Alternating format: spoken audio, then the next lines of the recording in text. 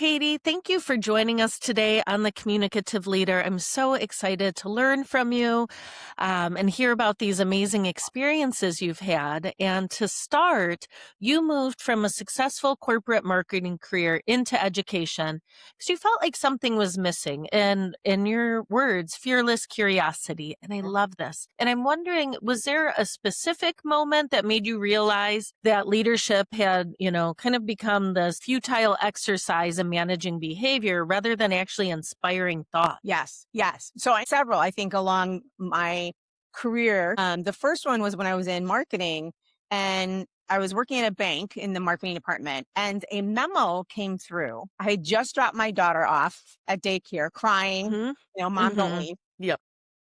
And I walked into my office and I saw this memo that said, we have a new mission statement. And the new mission statement is that we need to help our stakeholders, our shareholders, make more money, basically. And I went, that is not why I work. Yeah. That Yep. is not why I come Yep. in every day and drop my daughter off at daycare or is so that somebody up there in leadership makes more money. Like that was my first big, wait a minute, what am I doing moment? Yeah. Now that was 30 years ago. Mm. And then, so that's when I went into, everyone said I would be an educator. I should be an educator. And I kept saying, no. Yeah. That is not what I want to do. Mm-hmm. But I did it. I went and I got my master's degree in education while I was working full time. Yeah. And my daughter and my son. And I went into education and loved it. Loved every minute of it, loved working with the students. Then I would say the next big aha moment was around 2013, 2012, somewhere around there, where I saw this shift in thinking. So my students who were very curious and wanted to learn more, wanted to communicate, wanted to work together, all of a sudden became addicted to their cell phones. Yep. And they weren't communicating with each other. They weren't asking questions. They weren't curious. And then I really noticed that this focus from leadership on, we have to get data. What's our data say? How do we measure it? And I'm thinking, wait a minute, we're missing something vital here. And that's problem solving, being creative and critical thinkers. So I went from that, I was in teaching for 25 years and working on that, working with teacher leaders, working with administrators and other educators, to then running a CEO. I'm a CEO of a company and nonprofit that really focuses in on school leadership, business leadership. What I call a thinking crisis, and how do we help that? So there are several shifts throughout my career that really were like moments for me of, man, we're in trouble. Yeah. Yeah. I could not agree with you more. And that's what I always tell my students is I don't want to prepare you for the jobs of today. I want you to be critical thinkers and engaged so that these jobs that don't exist yet, you have the capability to go in there and figure it out. Yes. And I think that that's vital. And if you look at the research and you see that like some of the top skills were needed from World Forum, and they're saying creativity, critical thinking, being able to communicate with each other, problem solve, empathy. Yep. These aren't, you need to know accounting. Yeah, exactly. Yeah. Right. These are the main skills needed in leadership and in employment. So, but we're not teaching it. We're not doing that in our school. Yep. So let's continue with that idea of this leadership design problem. And I love that you do this work. And one thing you argue that disengagement isn't a motivation problem, but a design problem. And I'm wondering, Katie, in your experience, how have we unintentionally built organizational communication systems that actually punish curiosity? Yeah. You know what it is? It's the I told you so, or it's the do what I say, don't ask me questions. It's that old school thinking. Yeah. Right. So it's, even for educators, for leaders, here's what I need you to do. You need to do it. Follow these instructions and do not ask me why. Yeah. But this new generation is very much in, we want to know, why am I doing this? Give me a purpose, give me a meaning so that I know why. Yeah. And so if we say to millennials and Gen Zers, do it because I said so, they're going to shut down. I mean, even my generation, which is Gen X, we're going to say, don't tell me what to do. Yeah. Yeah. Right? Exactly. So because of that, we're creating environments that people don't feel safe. So I just did a national study about 1,000 working Americans of all cross generations and industries. And one of the main things they said when I said, what is keeping you from being deeper thinkers? They said it's fear. Yeah. They are afraid. Yeah. They're afraid to be judged. They're afraid to be wrong. Mhm. They're afraid to, Yep. look stupid in front of other people. Mhm. If we've created those environments. Mhm. Yep. And I think that's a Yep. huge issue. We've got to, it's not about the motivate. People want to work. People want to learn and think. It's just that they've learned not to. It's safer to just not to think and Yeah. go down. Yep. Yep. And Yep. that's the problem. Yeah. Well, it's like my educator heart is hurting here, but you Yes. are so right about it. Right. And So I think, right. it depends on the age we're talking about. Yep. Elementary school kids, they want to learn, but they don't want to be bullied. Middle school, they don't want to look stupid in front of everybody Yep. else. Right. You get Exactly. into high Yep. school and it's about, I got to get that A so I get into college. Yep. And then you get into college and it's, I just gotta get through this so I can get a job. Yep. Yep. So Yep. it's all that keep my head down, don't make waves, Yeah. Rinse don't and question. repeat. Yep. So we are creating an environment Yep. of Yep. of shallow thinking. Yeah. Yeah. So let's shift. And I love this when you embrace this idea of leading like a teacher. So when you tell a CEO they need to lead more like a great teacher, I'm wondering, like, what is the number one misconception that they have about what that actually looks like in practice? Well, they automatically think they have to grade papers or prepare lesson plans. And so usually I start honestly asking Mm, them, think about that teacher in your life that made an impact mhm, on you. What was it about that teacher? Let's first go there, right? mhm. It could be an educator, it could be a piano teacher. Yeah, I've had people tell me that, like that music teacher or that youth pastor or that Yeah. someone that has educated you. Mhm. What made a difference? So you got to start there. Otherwise, they Yep. immediately go to Yep. the like, I've got to, have a lesson plan. All the responses I always get is, well, that teacher cared. That teacher listened to me. That teacher Mhm. challenged me. That teacher saw Mhm. something in me that I didn't know I had. That's the educator part that has to come out, right? Mhm. And then I Yep. also talk to them about how the way, even as an educator for me, and one of my favorite educators was, I don't, you don't teach the same way for everybody else, right? So what I need for one student, I don't need. It's the same with staff. Mhm. One staff member might really Mhm. respond to having an extra day off. One staff member might, respond to just sending them a note saying, "Hey, great job." Right? Like, Mhm. but you've got to know your staff, just like teachers have to know their students. So once I get over that hurdle of no, it's not about grading papers and creating lessons, right? It's about what a teacher brings to a classroom. Yep. It's not that do it because I said so. It's why do Yep. you think we should do this? What Exactly. are you thinking? What? Right? It's that shift in mind. Yeah. Yep. And I think that's going to be the next big and nice shift in leader member relationships Yes. because so many people are now asking if we think about the millennials and the next generations coming in being like, nope, that old approach doesn't work.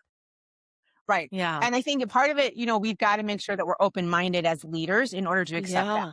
So Yep. it's not the, kids these days mentality, which I talk about quite a bit. Exactly. Yeah. It is Yep. sometimes it's like leaders these days. It's the old ones, Yeah. Exactly. like we have to Yeah. reflect on ourselves and be like, "Well, maybe they have a great idea.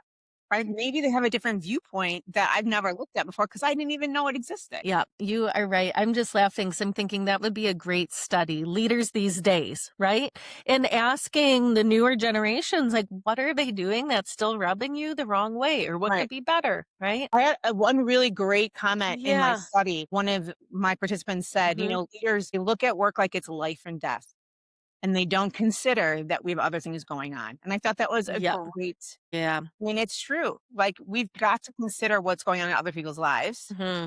and what, Yep.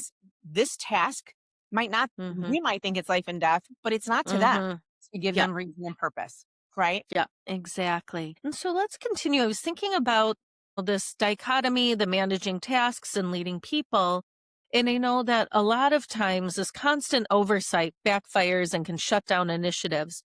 So, Katie, I'm wondering how can a leader refine their communication to move away from that task manager approach to more of like a people developer? Well, I think part of that is absolutely training and learning because many times, leaders aren't made into leaders because of their people skills. It's because of their skill set. So Yeah. you know how to create this widget. You're really, really, really Yeah. good at it. So we're going to make you the leader now of all widgets, Hmm. Hmm. right? And what And we guess what? need You don't is make widgets anymore. correct. There's the kicker. Yeah. Yeah.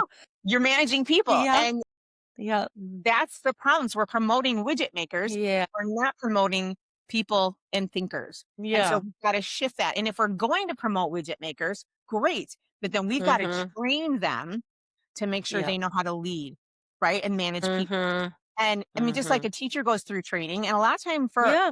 as Yep. a teacher, it was on the job training. My Mhm. first year teaching was much different than my 25th year teaching Yep. because you learn. But I had a mentor who helped me. Mhm. I had training and Mhm. professional development that helped Mhm. me, right? And somebody that I could go to. And that's why I keep saying we don't need all these managers, we need mentors. And that's why we can't ignore the older generation because they've been there, they've done it, they've learned. But you have to have an environment, going back to your other question, you have to Mhm. where it's safe for me to go ask. Exactly. Exactly. And so in your book, Lead Boldly, Think Deeply, I cannot wait to read this. You talk about creating space. And on the show, a lot of times we focus on clarity and on presence.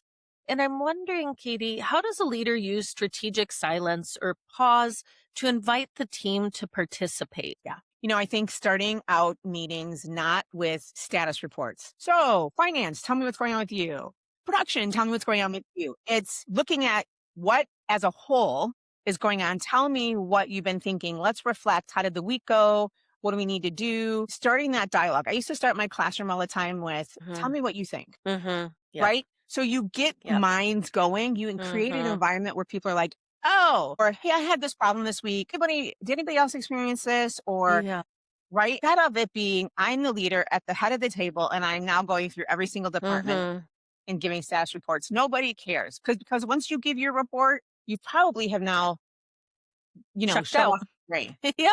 Yep. right? Because I don't care about finance. I Yep. mark. I don't care about, you know. Well, I think that is key to starting meetings is about inquiry.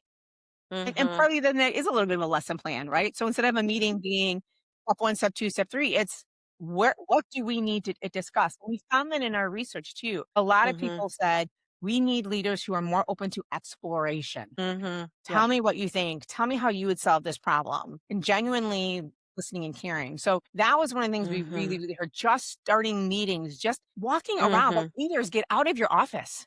Yes. Yep. Yep. Walk around. How's your day today? And actually mean it. Mhm. How was your night last night? Hey, I remember that you said that your son was playing baseball. How did it go? Like Yeah. connecting so that when they get into that meeting, they feel Mhm. safe to be able to talk and express their feelings, express their emotions, express their frustrations, Yeah. or say, I'm having a problem with this employee. I'm having a problem with Yeah. this widget.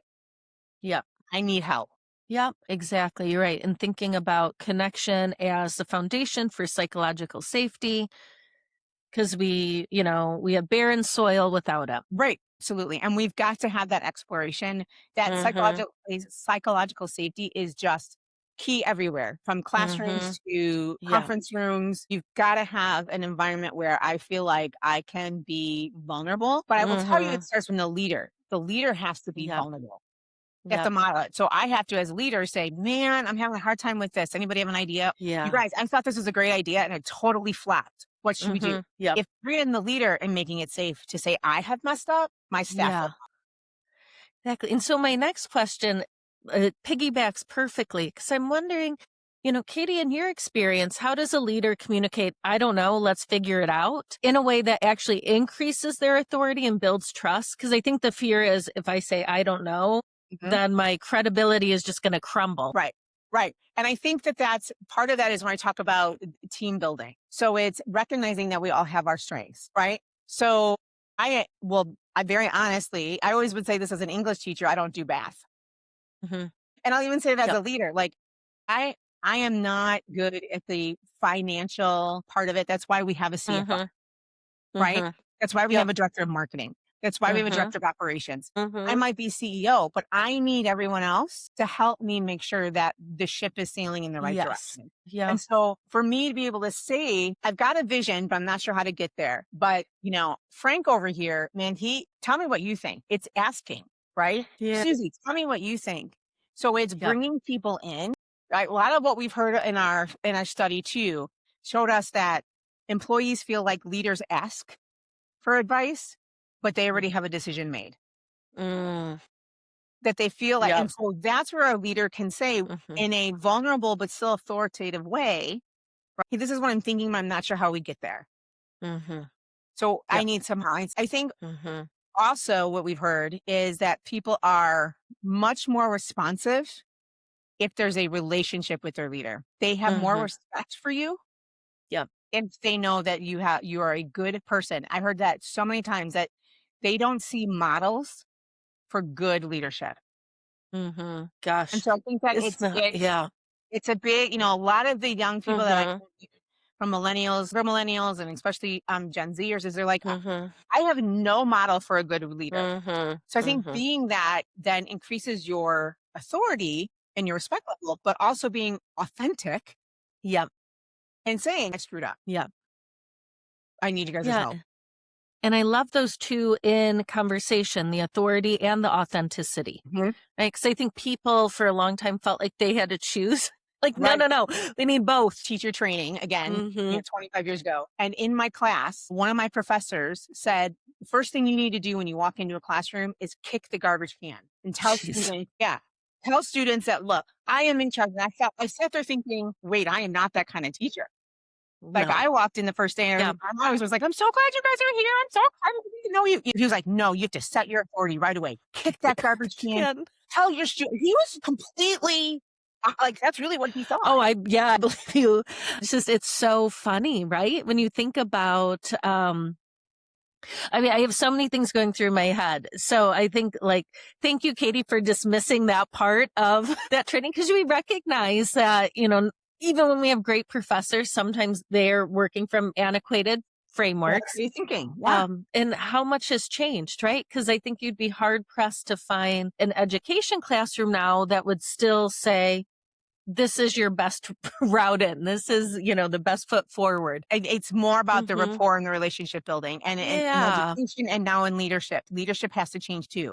A Hmm. CEO can't come in and kick the can, the Yeah. garbage can. Yeah, CEO's got to come in and exactly. be empathetic and Hmm. listen and be relational. Yeah. And so I think this is a nice connection with your create method. So Mm, I'm wondering if, how does your create framework, and create here is an acronym, to help a leader build a culture where employees feel safe enough to challenge those assumptions, to ask questions, to offer those creative solutions without the fear of being wrong or embarrassed, right. And that's all the of that. R in the create. The create method in the Okay. R is we have to have environments where risk and failure are accepted. Mm, So we have to start with curiosity, with the C okay. and curiosity, and Yeah. what is the content? Like, what is it that we need to Mhm. work on? What's the problem? What's the issue? We've got to recognize that first. That's got to come up. Mhm. Then, how do we solve it? But by taking risks, by being okay with failure, right? And then when we get into the E, it's creating experiences. So how do we create experiences together of learning and growing in order to solve this issue that we may have? Maybe it's turnover. Maybe it's, again, that widget that's not working right. Maybe it's a Yeah. quality control issue. But we Mhm. got that. Now, how are we going to solve it with being able to take risks and fail? How are we going to create environments where we can scientifically or whatever try it? We've got to try it. You have to build that prototype, right? The A and the T really come together because the A is what's my attitude towards my work. Mm. If I am thinking this sucks, I don't Mhm. want to do this and I Yep. don't find meaning. So that's the personal, like introspection. Yeah. Where Yep. am I at my workplace? How am I feeling about my leaders? Mhm. How am I feeling about my staff? The T really is that team, transforming it into a team. So I always talk about like a baseball. I'm a huge Cubs Yeah. fan. So I talk about the baseball. We all Mhm. can't be first baseman, Yep. right? It's about the team win, not the Katie win, right? Not me as a CEO, my win. It's Mm. us as a company, us as a team. And that's a huge mind shift because so many leaders sometimes are just, it's about me, my evaluation, right? And it can't be. You've got to recognize the fact that I'm not good at being organized, but so and so is really good at it. I Mhm. need to lean up.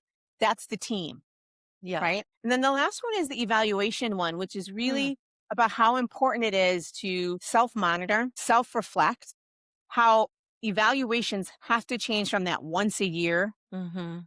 right? I'm just going to tell you exactly how you did Yeah. here, and here's the data I have. Yep. But it is an ongoing feedback, which is that teacher, right? The ongoing feedback of, hey, great job today, or I noticed that you did this, but maybe have you tried that? It's that kind of 360 feedback, what that looks like. And really, as a leader, at the end of the day or at the beginning of your morning, sitting Mhm. down and saying, okay, what went well and what didn't? What do I Mhm. need to change Yep. or to be better? And so if we do all of that, Mhm. we have completely shifted the way that we are creative and critical thinkers. We're much more curious. We're asking our teams questions, Mhm. asking ourselves questions. We're being very active so that meaningful, purposeful work is there. Yeah. Yeah. Yeah. Yeah. I love that, Katie. I love that you blend when I was listening to you, thinking about blending that together part. Cause right, like if we're not thinking about this as a collective and you talked about the experience, that makes it a lot easier when we recognize it's not just me or it's not just you. But also embedding the introspection that's required because you're right. If you're everyone else is in it and you're thinking, oh, this is dumb or this is silly, Right. right? We've got to take ownership and check in, use that reflection point to figure out what's going on. And you've got to allow for the dumb and silly. Yeah, Like there are exactly. times when I have said to a CEO, well, explain my job to me as if I was an alien. Yeah. Yep. That Mhm. dumb and silliness sometimes can be Mhm. brilliant Yes. if we Yep. allow that to happen. And Yeah. and that's where we feed off each other. And in our study as well, we found that people said they work better when they collaborate. But we've done so much in silos that we're not being team players, we're not collaborating, so that we're not Mhm. taking risks together, we're not learning from each other, Yep. we're hearing different perspectives. That's where true innovation happens. And let's continue with that kind of the ROI of curiosity. So I imagine in your work, you meet with some skeptical executives who are like, this sounds great, Katie, but I have quarterly metrics or reports I have to answer to others. How do you communicate that tangible impact of these thinking skills, the analytical thinking, the creative thinking, how that influences the bottom line? Right. Well, and it is because you get out, there's gonna be chaos or we're not Mm-hmm. gonna get enough done. Or but the thing is that in our study we found that quiet quitting, that if you don't give me Mm-hmm. more purpose, I'm just gonna quietly quit. I'm gonna be here. Yeah. I'll be Yeah. here 9 to 5 if you want me to, but I'm not gonna put any Mm-hmm. effort in over what I need to put in. Yeah. The Mm-hmm. ROI on that is huge. We also, one Yeah. of the things we found is that 54% of executives are quitting their jobs because they don't feel valued in their thinking. 54% of executives leaving, Yeah. ROI on that.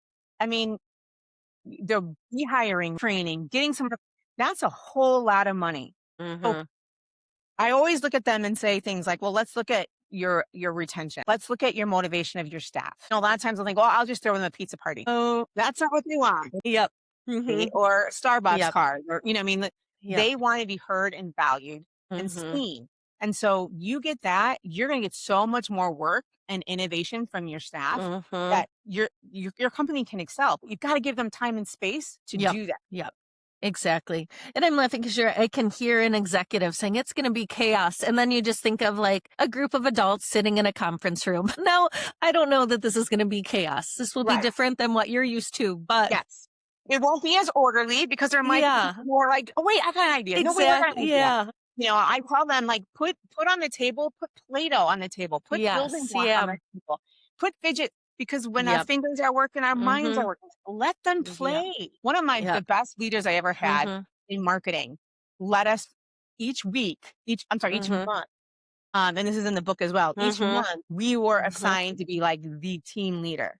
And so Mhm. we bought Mhm. in some of our favorite food. We bought in our favorite board games. We played our favorite music. We were able to go outside and play. Like he encouraged us to play. And I talk Yep. about that in the book about recess. If we play Yeah. together, Mhm. right? Yep. And it's not asking them to come after work. They Yep. never asked us to be like, oh, we're going to go bowling Yeah. after work. That's our playtime. Yep. It was, we're going to take an hour. We're going to, Yeah. one person in our group was a Scrabble national champion. Okay. So we played Scrabble.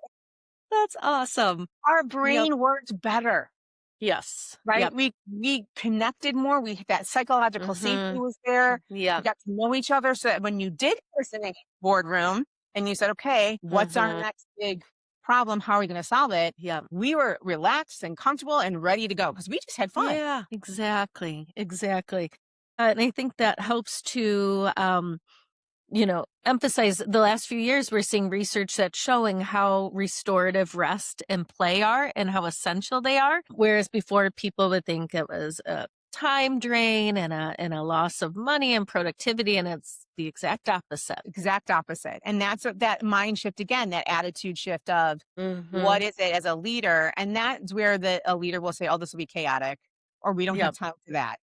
But if you don't take time for it, it's gonna hurt your company even more. Yeah, exactly. So, Katie, before we move on to our last two questions, which is advice and tips, I wanted to talk to you a little more about your multi-generational work. Mm. And I know you recently mentioned at the World Economic Forum that there lists that curiosity and lifelong learning are essential skills for 2030. And I'm wondering, how can our current leaders start planting that communication breadcrumbs today to begin to prepare this next generation of thinkers? And I think that the mentorship is key. When we talked about, Mm-hmm. there's got to be this sense of, as a senior leader, that my role now is to mentor the next generation. As educators, we always think the best thing we can do is make sure our students are successful so that when they go out in the world, Mm-hmm. they know how to be humans, right? They know how to function in our world. It's the same thing as leaders. As a leader, we have to start thinking, my greatest goal is if you, my employee, out surpass me. You become the next great CEO. And that's a shift in our thinking. Instead of it being Yeah. competitive, it's collaborative. Mm-hmm. And so I think that that is really key. I think one of the Mm-hmm. things that I've seen in the Yeah. generations is that putting generations in the same room, having a committee filled with different thinkers, different ages, because they have different life experiences. So they learn from each other and they feed off each other and their ideas. Mm-hmm. Unfortunately, many times our middle management, well, we're all Gen Xers or and so Yeah. it's Yeah. saying we got to Yeah. stop that. We gotta bring in different people from different Mm-hmm. these different generations, and that's the only way they're going to learn and be motivated. And again, as a leader, it's shifting to the educator mode of Mm-hmm. my hope for you, middle manager, is that you Yeah. become the best vice president, president you can possibly be. Mm-hmm. Yep. I And so love that's a that. shift in the way that we think about our generations, and we gotta stop blaming our generations. Mm-hmm. Yep. Exactly. Yeah. Yep. So, Katie, my last two questions for you. This is the way we end all episodes of the Communicative Leader, and these two questions kind of work hand in hand. So, the first part is, thinking maybe in terms of curiosity or, your other areas of expertise. What is the advice, the tip, the challenge for our titled leaders? And then the second part is, what do you want to leave for employees of all ranks in terms of a tip, challenge, or advice? Yeah.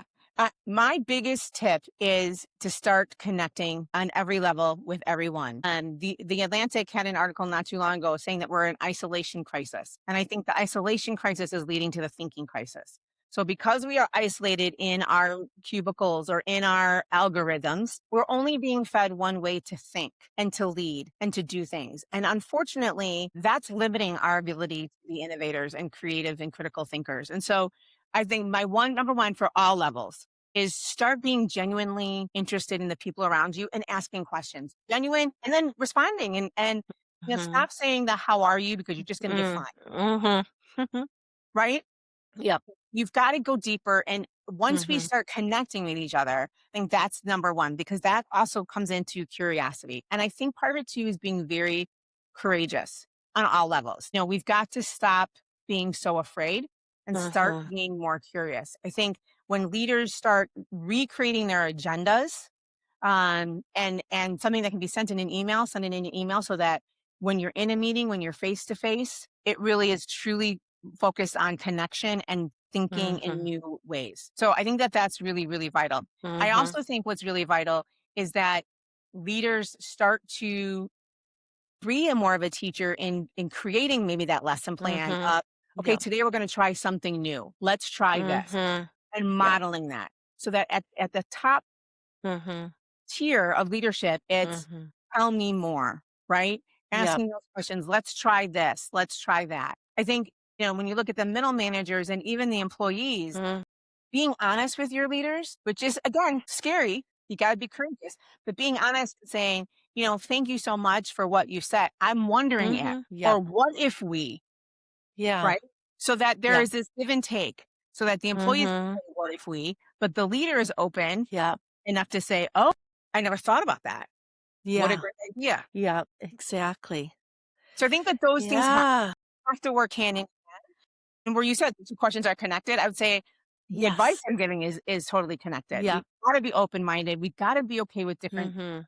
We gotta not shut them down, right? And we've got to start Yep. asking each other genuine questions. Yes.